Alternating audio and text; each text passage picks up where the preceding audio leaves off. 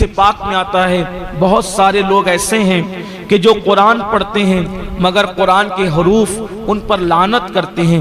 پوچھا گیا یا رسول اللہ صلی اللہ تعالی علیہ وآلہ وسلم وہ کون لوگ ہیں کہ قرآن کے حروف جن پر لعنت کرتے ہیں؟ تو اللہ کے حبیب صلی اللہ علیہ وآلہ وسلم نے فرمایا جو قرآن پڑھتے وقت قرآن مقدس کی آیتوں کا حق ادا نہیں کرتے، قرآن کے حروف ان پر لعنت کرتے ہیں۔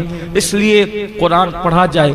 بلکہ آج تو آسانی یہ ہے کہ اگر ہمیں قرآن مقدس صحیح پڑھنا نہیں آتا تو ایک سے ایک خوبصورت آوازوں میں، اچھے قاریوں کی آوازوں میں قرآن مقدس کی تلاوت موجود ہے۔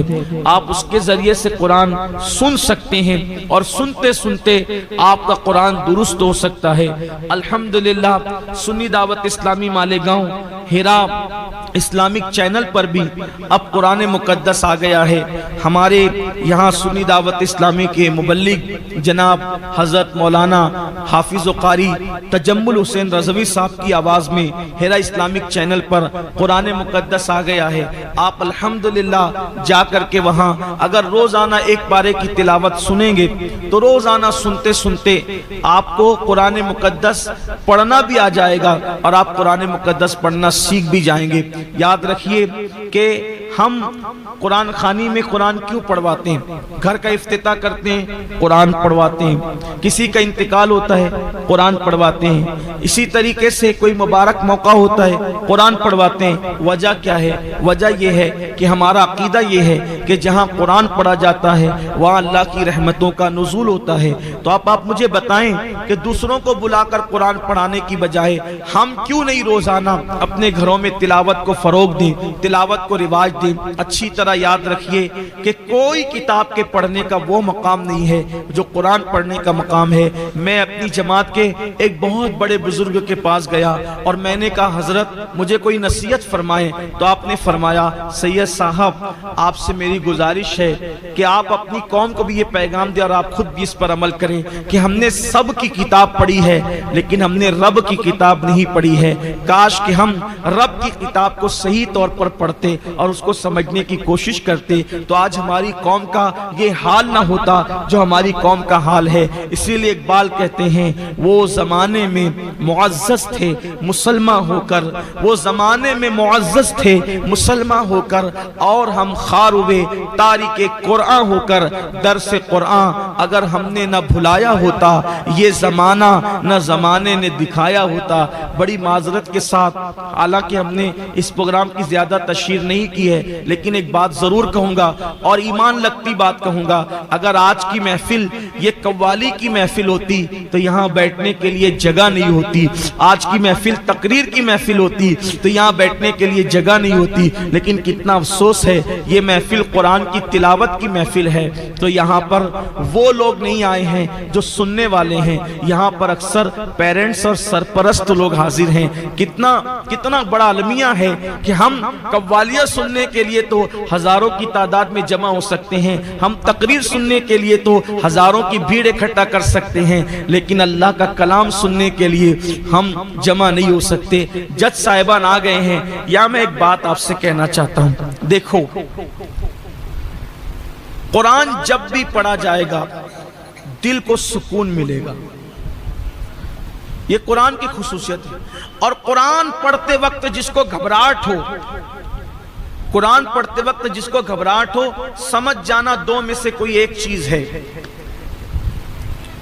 یا تو اس پر کسی نے جادو کیا ہے یا تو اس کا ایمان اس کے سینے سے نکل گیا ہے۔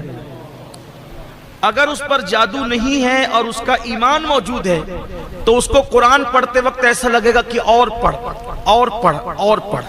وجہ یہ ہے، بہت خوبصورت وجہ ہے، اس کو دل کے کان سے سن لے، بہت خوبصورت وجہ ہے۔ دیکھو جب کوئی شخص پردیس جاتا ہے، وطن سے باہر جاتا ہے، ابھی تو دنیا سمٹ گئی اور مٹھی میں ہو گئی ہے دنیا، تو کہیں آنے جانے کی اب اتنی اہمیت نہیں رہ گئی ہے۔ پہلے جب کوئی بندہ وطن سے پردیس جاتا تھا تو پردیس جب بندہ جاتا تھا تو اس کے وطن سے خط جاتا تھا، اس کے گھر سے خط جاتا تھا. بلکہ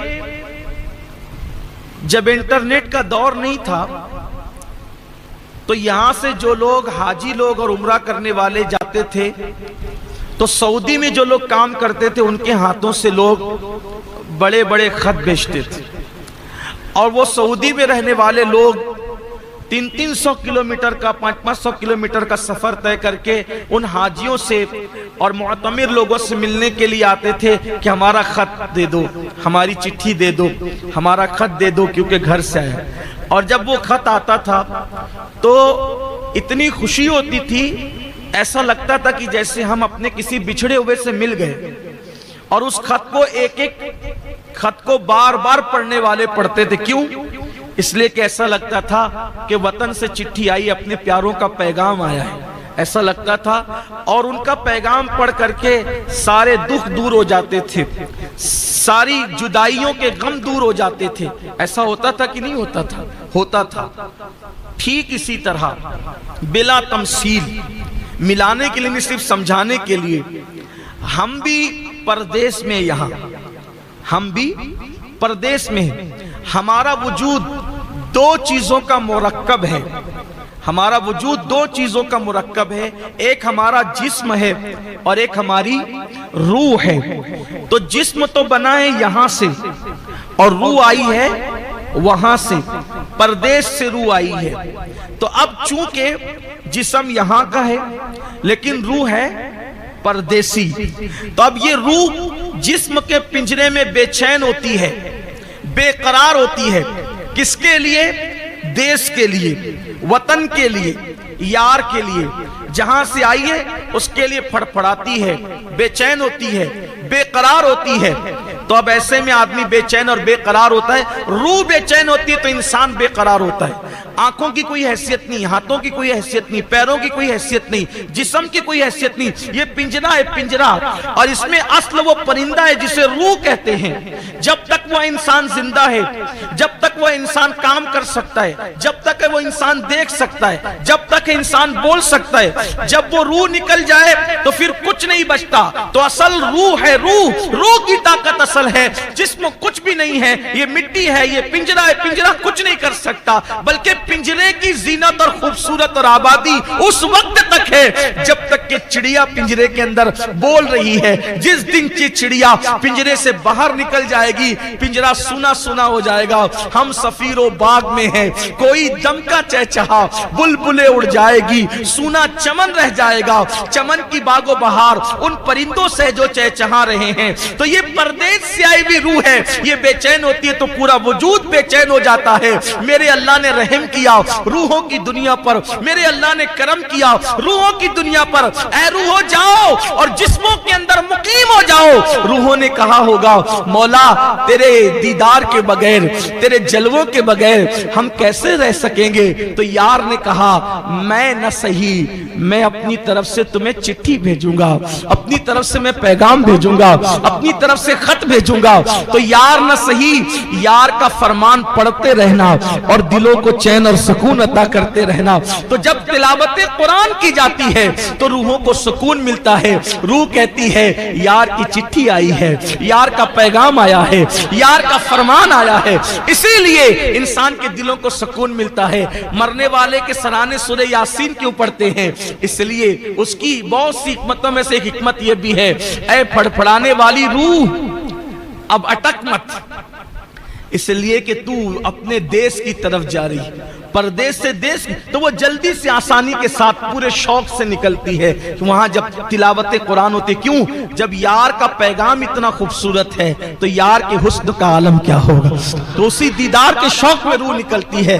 اس لیے قرآن پڑھیے اور خوب پڑھیے. بلکہ آپ سب سے کہتا ہوں اس وقت تک مت سوئیے جب تک کہ کم سے کم قرآن کی ایک رکوع نہیں پڑھ لیتے. آج سے عہد کرتے ہو؟ کتنے لوگ عہد کرتے ہیں؟ کچھ کہیں گے ہمیں قرآن پڑھنا نہیں آتا. کوئی بات نہیں. میں نے کہا نا مولانا تجمل صاحب نے قرآن ریکارڈ کرا دیا ہے. ہیرا اسلامک چینل پر جائیے اور ایک رکوع روزانہ سنیے. ایک رکوع صرف سنیے، اگر نہیں پڑھ سکتے تو سنیے اور سیکھنے کی کوشش کیجیے۔ اللہ تعالیٰ